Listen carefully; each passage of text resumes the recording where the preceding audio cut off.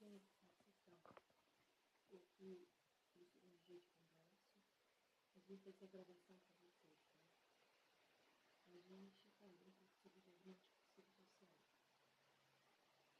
E como que a gente pode fazer isso, porque os grupos e tudo mais. A primeira coisa que eu tenho a dizer é que o diagnóstico psicossocial ele surge a partir do momento que a psicologia social crítica dá-se conta que os métodos de surveys, os métodos quantitativos de coleta de dados, eles eram insuficientes, quer dizer, por si só, né, para aferência da realidade social, para que a gente pudesse planejar uma intervenção. Então a gente começa a usar as principais metodologias qualitativas como formas de aprender a realidade. Uma delas é a observação participante. Na observação participante, a gente faz uma espécie de diário de campo enquanto a gente está lá. A gente tem duas opções. A gente pode estar no ambiente e não anotar nada, ou a gente pode estar anotando enquanto está no ambiente. Então, faz parte da observação participante observar as interações. As interações, no caso, né, entre o usuário e profissional de saúde, as interações entre usuário e ambiente, entre profissional de saúde e ambiente, se tem diferença nas interações de acordo com o profissional de saúde, qual é a forma que o profissional de saúde representa, né? Quais são as representações sociais, o que ele imagina sobre o usuário que faz, que utiliza aquele serviço e como o próprio usuário lida com a queixa que veio com ele, né, junto à unidade. Então, geralmente na observação participante, a gente elege um foco. Eu quero observar os usuários, eu quero observar o profissional de saúde. E aí depois a gente vai fazendo uma espécie de diário de campo em que a gente registra não só o que a gente viu de forma objetiva, mas também os nossos sentimentos quando a gente viu o que a gente viu. Isso porque a gente sabe que a neutralidade não existe em quaisquer metodologias de apreensão de uma realidade. E quando a gente já diz isso, quando a gente diz, por exemplo, olha, eu vi a enfermeira apontando para a rua e direcionando o usuário para lá. E aí você vai dizer, olha, nesse momento eu senti com raiva, eu tive raiva, eu queria ter dito algo para a profissional, porque esses sentimentos também são importantes em termos de direcionamento, porque muitas vezes a gente, quando você traz esse diário de campo para o orientador, ou quando você discute com os colegas, a gente consegue ter uma percepção do que são nossas representações do ambiente e do que de fato foi aprendido naquele ambiente. A observação participante, a gente se torna geralmente uma parte daquele local. A gente fica naquele local, a gente interage, a gente fala, a gente pergunta. Até porque se a gente fica apenas na posição passiva de observação, a gente deixa de fazer parte da realidade. Para ter observação participante, a gente precisa fazer parte da realidade, para que o sujeito saia da sensação de vigilância e possa então ser ele mesmo, sem demonstrar por desejabilidade social que ele acha que a gente gostaria de ver. Então, é isso. Durante a observação, é ficar participando, é perguntando, é fazer contato com o usuário, é fazer contato com o profissional de serviço e registrar em diário de campo. Eu costumo fazer depois. E às vezes eu levo um caderninho e fico anotando palavras-chave para que depois eu possa me lembrar e descrever melhor. Porque às vezes dá a ideia para as pessoas meio persecutória, assim, de que a gente está buscando efeito, de que a gente está atrás deles, enfim. E isso também pode atrapalhar um vínculo que é algo muito importante. Então, em geral, durante a observação participante eu tenho esse cuidado de só anotar pontos principais e estar sempre interagindo para sair de um posicionamento de avaliador para um posicionamento de um membro da equipe, que é o que a gente deseja, tendo em vista que a observação participante ela é um método etnográfico. E o ideal seria que a gente tivesse mais tempo para passar mais tempo na unidade para que a nossa presença fosse minimizada. E aí a gente consegue captar coisas relacionadas a processos grupais por meio da observação participante. A gente consegue observar se há papéis cristalizados, se uma vez o usuário apresenta aquela queixa, ele sempre vai ser reconhecido por aquela queixa, se há um processo de despersonalização do usuário. se as lideranças elas são flexíveis, se busca-se o empoderamento do usuário, portanto, uma liderança compartilhada, se ela é autocentrada, se ela é autocrática, se é o profissional de saúde que diz que ele tem, se ela é de alguma forma democrática, se todos dizem que ele tem, se é carismática, se é um líder profissional de saúde, porque os usuários têm ou não afinidade com ele. De que forma isso se processa até para que a gente possa, dentro da realidade, eleger um objeto de intervenção que possa subsidiar nossas técnicas na atuação com grupos. Aí, se vocês tiverem alguma dúvida do que eu estou falando, a gente vai botar esse vídeo no AVA e vocês podem perguntar no AVA ou mandar mensagem para mim, e-mail, enfim, que a gente vai dialogando, pode ser? Então, tem gente que costuma ir com protocolo de observação, uma coisa meio rígida, né? Mas dentro do contexto de processos grupais, que é uma face da psicologia social, a gente prefere que isso aconteça de uma forma mais fluida e mais qualitativa, né? Que de fato a apreensão do ambiente não seja uma apreensão por categorias e frequências, mas a partir das vivências que eu observo e quais as minhas vivências que afetam a minha observação daquela vivência, para que eu possa ser o mais justo e honesto possível, tendo em vista que é impossível a gente aprender um objeto, aprender um fenômeno, aprender uma realidade, sem que as nossas representações estejam inerentemente ligadas ao objeto. Então, quando eu vou estudar câncer, é óbvio que as minhas representações afetam o viés do meu estudo. A gente não deseja, a gente não quer, mas sempre afeta. Quando a gente desenvolve uma hipótese dentro de um estudo quantitativo, a gente faz o mesmo. A gente está partindo de uma premissa, e essa premissa básica é um direcionamento do estudo. E a gente está pegando um recorte. Então, pode ser que se a gente não pegasse esse recorte, por exemplo, se a gente abrangesse, a gente refutaria a nossa hipótese inicial. Portanto, mesmo dentro da abordagem quantitativa, também há, de alguma forma, um viés da nossa representação, porque a gente parte de uma hipótese, por mais que seja evidenciada na literatura, mas é uma hipótese que corrobora o que a gente pensa. A gente não pega um autor que não corrobora em geral o que a gente pensa. Esse é um desafio que a gente, aliás, precisa fazer, né? Mas vamos voltar. É claro que tem alguns obstáculos à observação participante, como qualquer outra técnica. Às vezes acontece essa questão de que é preciso ter um bom vínculo para que a observação participante não tenha o caráter persecutório, para que o indivíduo não ache que a gente está avaliando, perseguindo ele dentro da instituição. Então, às vezes a gente precisaria ter mais tempo. Mas é uma metodologia como qualquer outra, e ela dentro do processo de pesquisa qualitativa, ela foi uma das que deu origem a muito do que a gente construiu em teoria de desenvolvimento e teorias grupais. Então, tanto Kast-Lewin quanto Bayes, do método dos grupos operativos por tarefa, que vai depois, mais tarde, continuar, né, o trabalho já existente, eles vão trabalhar sempre por observação participante. Então, é uma forma de a gente lidar com o grupo estando no grupo. Aí nós temos a questão da história de vida também. A história de vida seria o seguinte: seria dentro daquela população que a gente pretende investigar, a gente tentar fazer com que o sujeito nos fale sobre sua biografia, que ele eleja como começou a sua vida, como é que está no desenrolar da sua vida, e como ele imagina que será o fim. É uma técnica muito discutida por Flick, e ele vai dizer que essa técnica ela tem por objetivo fazer com que o sujeito consiga separar episódios da sua vida, e por meio desses episódios ele consiga falar sobre as suas representações sobre os diversos objetos, daquilo que ele pensa, daquilo que ele acha. Então, é muito importante, mas ela tem que ter um foco. Eu não quero tua história de vida de forma geral. Eu quero a tua história de vida num contexto. Então, assim, qual é a tua história de vida em relação ao CAPS? Qual é a tua história de vida em relação à sua unidade básica de saúde? Quando você lembra que foi a primeira vez que você veio aqui? Como você foi recebido? E depois, mudou alguma coisa? Como você gostaria que fosse lá no futuro? Para que ela conte a história dele por meio da unidade. Me conta assim, todas as vezes que a sua família veio aqui, quando você precisou fazer uso, como é que foi. Conta pra mim a tua história com essa unidade. O que ela representa na tua vida?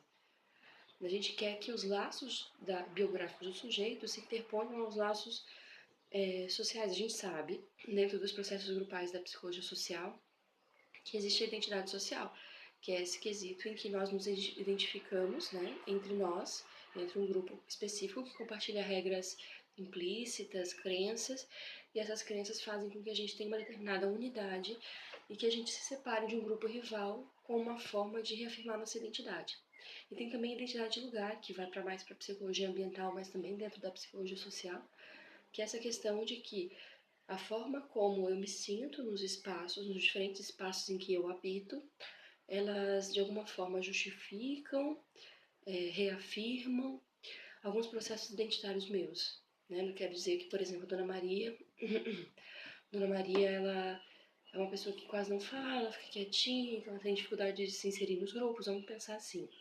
E aí a Dona Maria chega na unidade, e ela vê que tem que pegar uma senha para guardar, para falar na recepção. Ela pega a senha e fica lá aguardando.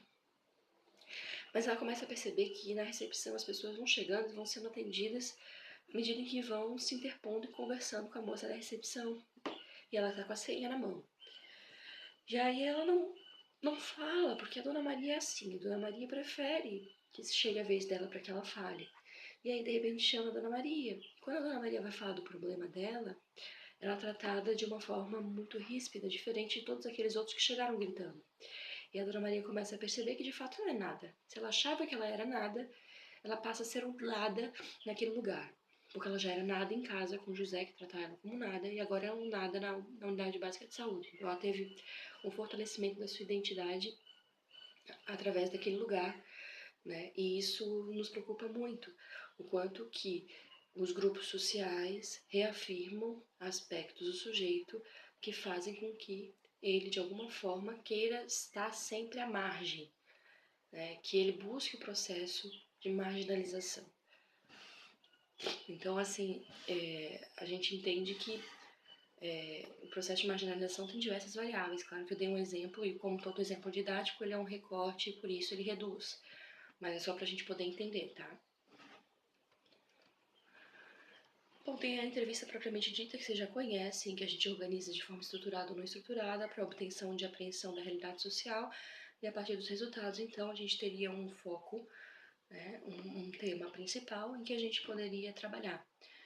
Em geral, a entrevista já é direcionada, né? Por exemplo, se eu quero trabalhar com a equipe de saúde, a minha entrevista vai, talvez, levar em consideração os vínculos, aspectos do trabalho, aspectos sociais do trabalho, para que a gente possa compreender como aquele sujeito se relaciona com a sua função. Se fosse com usuários, as entrevistas seriam diferentes, talvez levaria em conta, por exemplo, a queixa inicial, como é que ele está em relação à queixa inicial, como que ele se sente aqui, como que ele se sente nos seus demais vínculos familiares e sociais, para compreender como ele faz vínculo e propiciar isso no grupo. Isso dentro do campo da entrevista, né? Claro que a gente tem várias, entrevista estruturada, não estruturada, né? A gente tem tópicos ou não tem tópicos, não diretiva, fala tudo que você sabe sobre saúde, ou direcionada. Quero que você fale agora sobre saúde, quero que você fale sobre educação. E tem entrevistas com conversas informais, que também é muito comum de se fazer quando a gente está dentro da observação participante, pegar pedacinhos de entrevistas com conversas informais, transformar uma conversa em uma espécie de entrevista, para que a gente possa sair dessa questão da desejabilidade social, vou dizer o que ele quer que eu diga, e fazer com que o sujeito fale naturalmente sobre a sua realidade num diálogo, né? É claro que alguns metodólogos vão dizer que a gente não tem rigor metodológico, então. Mas é impossível a gente aprender uma realidade que inerentemente é qualitativa sem se adaptar à realidade. Porque senão a gente fica um sujeito diferente e, portanto, a gente suscita relações e respostas diferentes. A gente tem também a questão da história oral, aí eu não sei se cabe dentro da unidade básica de saúde, que seria a memória do entrevistado em relação a, por exemplo, a comunidade, né? E seriam espaços em que, se ele não lembrasse, por exemplo, do que aconteceu, a gente pedia para que ele preenchesse lacunas. Então, mesmo que você não saiba o que aconteceu com você, me diz o que você gostaria que tivesse acontecido.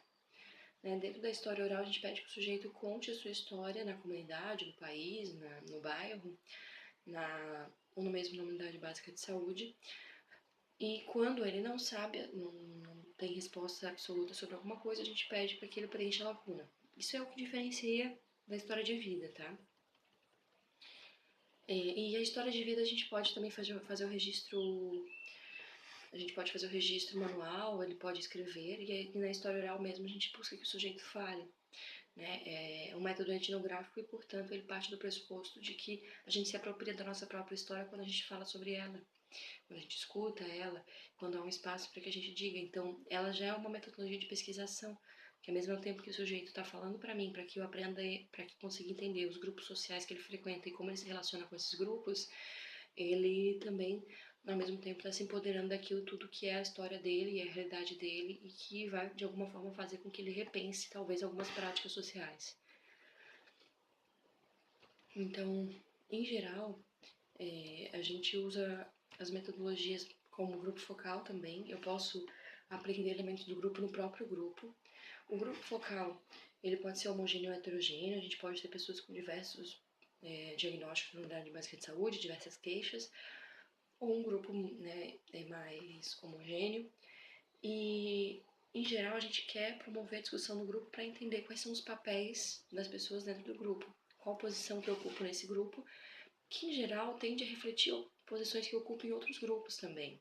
Tem coisas que são pertinentes àquele grupo específico, mas tem algumas características que acabam se repetindo nos diversos grupos que eu frequento. Então, no grupo focal, a gente tende a atuar na modalidade do grupo operativo, em que a gente vai, então, atuar através de uma tarefa. Né? O grupo focal ele é eminentemente operativo. Os sujeitos estão atuando através de uma tarefa. E aí, a gente pode trazer uma história, por exemplo, uma história de vida de alguma unidade, alguma coisa que provoque, suscite a discussão. Isso que eu estou falando de história é a técnica da substituição. Você pega uma história e conta, Joãozinho morou em tal lugar, ele usava uma unidade básica de saúde, mas aconteceu X, aconteceu Y, o que vocês acham que o Joãozinho tinha que fazer? E aí eles começam a discutir entre eles estratégias para que Joãozinho consiga sair dessa situação. E aí, ao falar do outro, eu acabo falando dos meus vínculos e de mim mesmo, né? A gente sabe isso no aspecto projetivo e transferencial. Então, a gente tem essa tendência de utilizar metodologias de discussão do grupo focal, de suscitar a discussão para poder identificar, aquele lá está boicotando o grupo. Aquele lá é um líder autocrático, ele disse que ele é líder, o grupo não aceita ele. Aquele lá é um líder democrático, aquele lá, ele funciona, né, como um catalisador, uma ressonância do grupo, ele está dizendo que o grupo todo necessita. Né? E aí a gente começa a entender, né, o que está sendo feito em cada um. Né? A gente vai ver que tem gente que não consegue lidar com conflito, que tem uma tendência a ir direto para a parte de apaziguar. E a gente, muitas vezes, em contexto de grupo, a gente também faz isso, a gente vai e tende a apaziguar. Mas aí, no livro, deixa eu ver aqui, Dinâmica de Grupo, Teorias e Sistemas, do Agostinho Minucci, ele vai discutir que a gente precisa desejar conflitos, que os conflitos são desejáveis.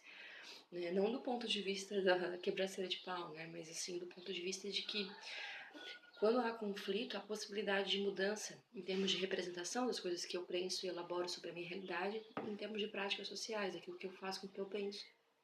Então, é somente nesses contextos de discussão é que é possível fomentar qualquer desconstrução de objetos sociais.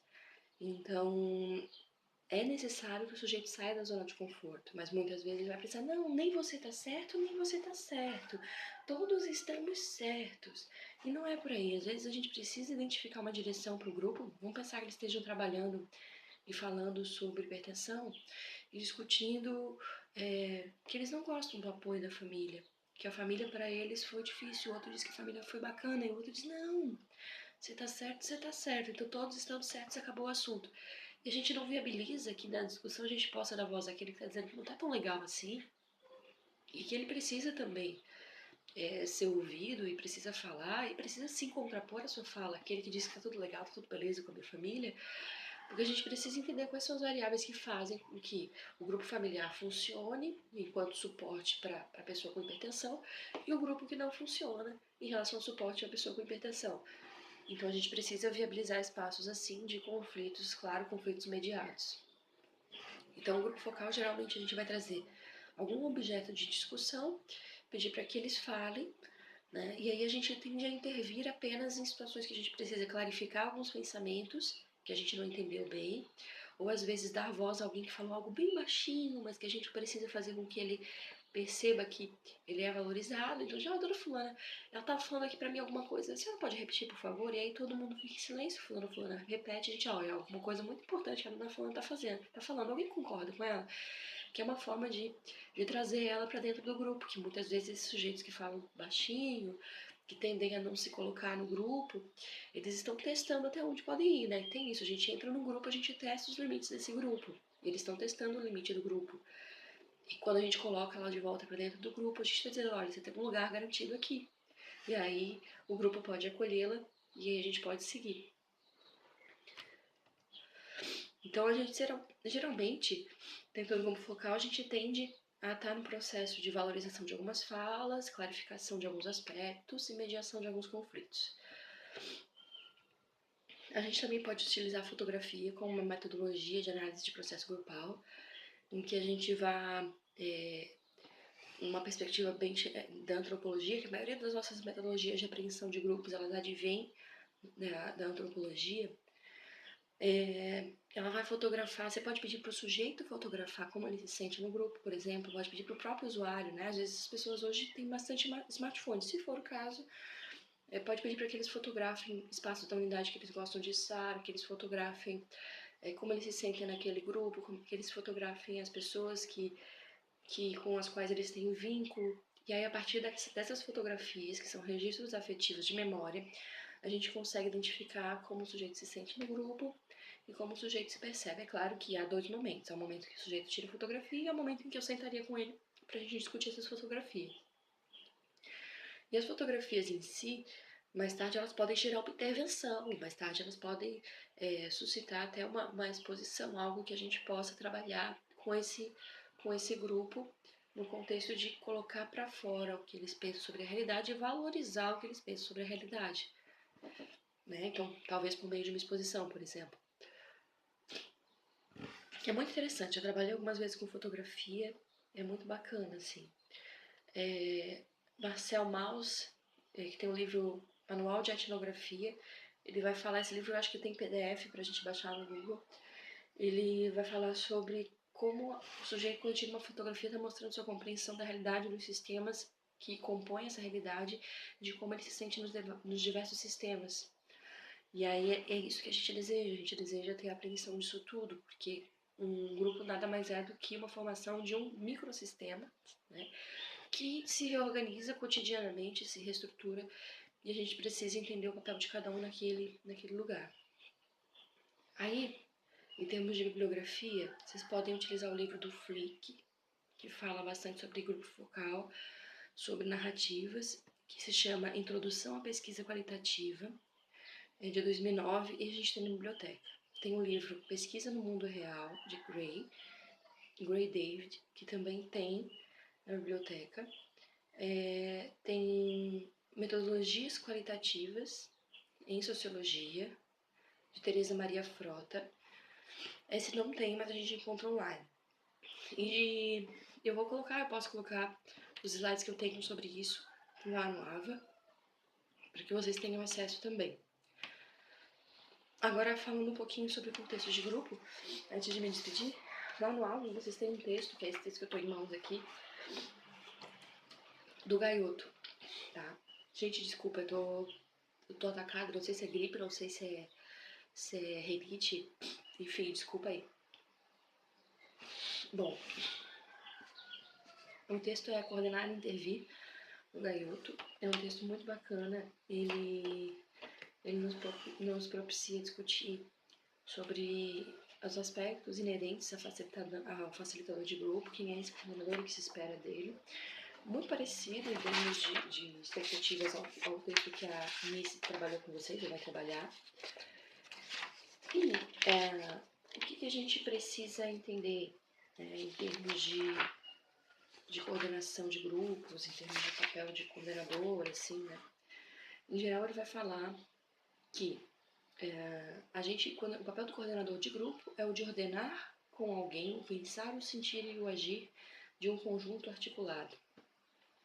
Porque, em geral, esses aspectos, né, pensar, sentir, de um grupo, ele é sempre num aspecto implícito.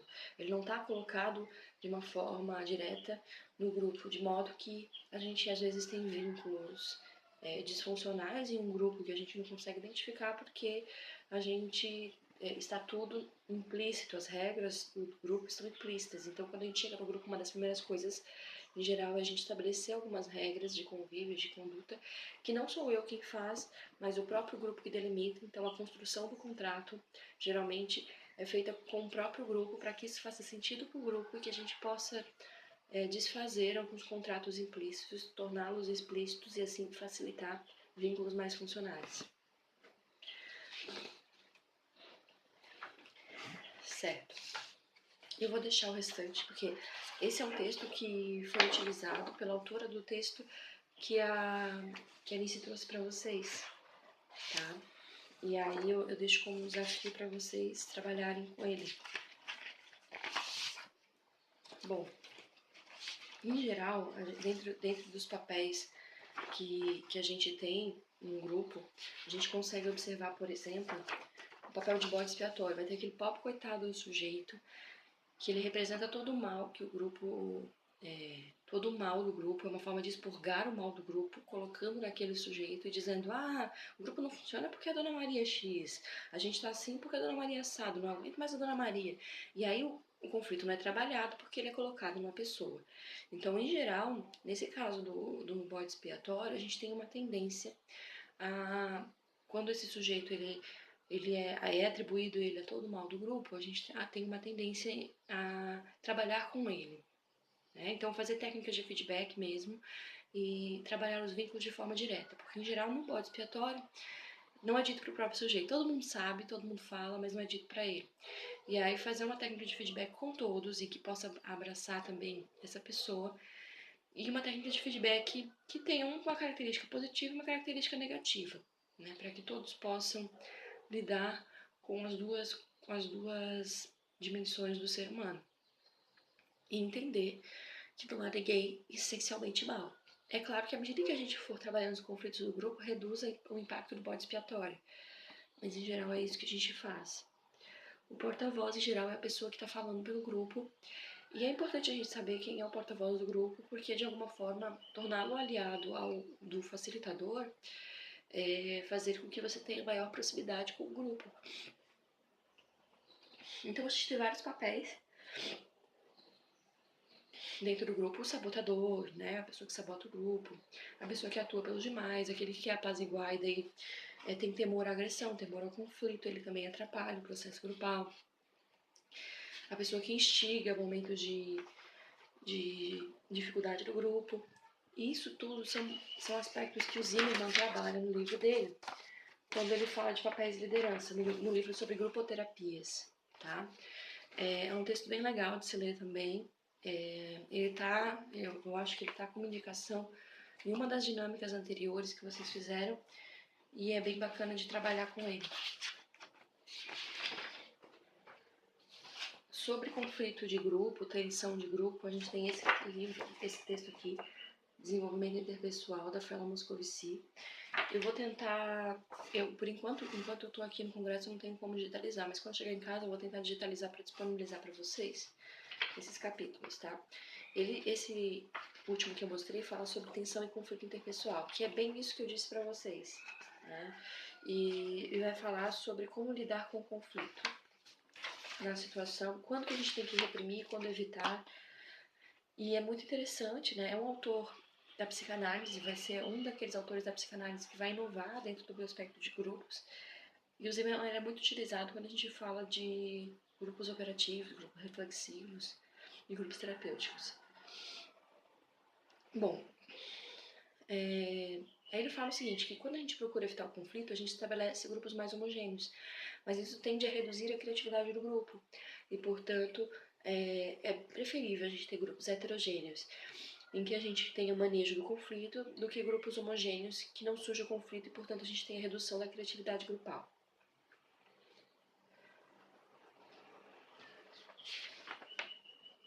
E aí tem um dos aspectos, quando ele fala de como lidar com conflito, alguns casos que a gente tem que reprimir, quando é ataque direto à pessoa e não à situação que a pessoa provoca, que são aspectos que a gente precisa, então, reprimir, porque são questões egóicas, e aí não fazem parte de um processo de grupo, não tensionam o grupo, aí a gente diz, olha, não é momento, depois a gente pode discutir entre vocês. Porque às vezes é uma coisa que não apesar de estar refletindo de alguma forma no grupo, não diz respeito a todo o grupo. É um conflito ali, naquele ponto. E às vezes é preferível resolver naquele ponto do que no grupo todo. Que a gente acaba tensionando o grupo todo em razão desse ponto aqui. Né? Sei lá, Maria e o José que estão lá, que não se querem muito bem. Às vezes a tensão é tão grande que o grupo todo está afetado. E quando o grupo está todo afetado, a gente precisa trazer essa relação para o grupo e utilizar técnicas em relação ao desenvolvimento interpessoal. Existem várias jogos dramáticos e técnicas de desenvolvimento de grupo, a gente acha aos montes, inclusive separados por tópicos, como esse que eu acabei de falar, que é desenvolvimento interpessoal. Tem um outro item aqui que ele vai falar, que é transformar as diferenças em resolução de problemas. É muito interessante, assim, né, que a gente dê oportunidade para que todos falem do que pensam sobre uma determinada situação, quando há uma situação de conflito. E a gente precisa, nesse contexto, não buscar uma solução rápida, mas tentar procurar com o grupo qual seria a melhor solução. Nesse sentido, muitas vezes é preciso a gente, às vezes, harmonizar o grupo para depois confrontar e harmonizar novamente. Então, utilizar técnicas reflexivas, técnicas de feedback, técnicas reflexivas. Então, eu primeiro trago para o eu, para o autoconhecimento, depois eu trago para o que eu penso do outro, depois eu volto para o meu autoconhecimento. É uma forma de a gente, de alguma forma, baixar as defesas e fazer com que o sujeito seja mais suscetível a falar dos seus conflitos. Então, tem vários aspectos nesse texto também. Tá? No que concerne aos tipos de grupo que é trabalhado, né, no texto que vocês têm no AVA, a gente vai escutar o Zenão falar que a gente pode lidar com grupos operativos nos mais diversos contextos. Ele vai dizer, inclusive, que o grupo terapêutico pode ser considerado também um grupo operativo, tendo em vista que também é centrado numa tarefa que é uma tarefa de melhoria de qualidade de vida, mas seja qual for, é um grupo operativo. Porque a definição de grupo operativo vem daí, né? De um grupo que é centrado no estabelecimento, na resolução de uma tarefa estabelecida. E aí vai ficar durante um tempo na resolução daquela tarefa. Diferente de um grupo reflexivo, por exemplo, que muitas vezes não há uma tarefa definida e o próprio grupo determina determinados é bom, né? Fala de determinados temas e esses determinados temas eles são discutidos, né, de forma grupal, mas eles não são previamente determinados. Ou grupos de psicoeducação, né, que aí os grupos de psicoeducação são centrados na tarefa sim, porque daí você traz uma temática específica, vamos trabalhar hoje sobre alimentação. E aí em torno daquela tarefa toda que gira todas as atividades que serão realizadas e cumpridas ao longo do dia. Então tem essas questões. Deixa eu ver aqui se faltou alguma coisa, tá? Pra gente falar.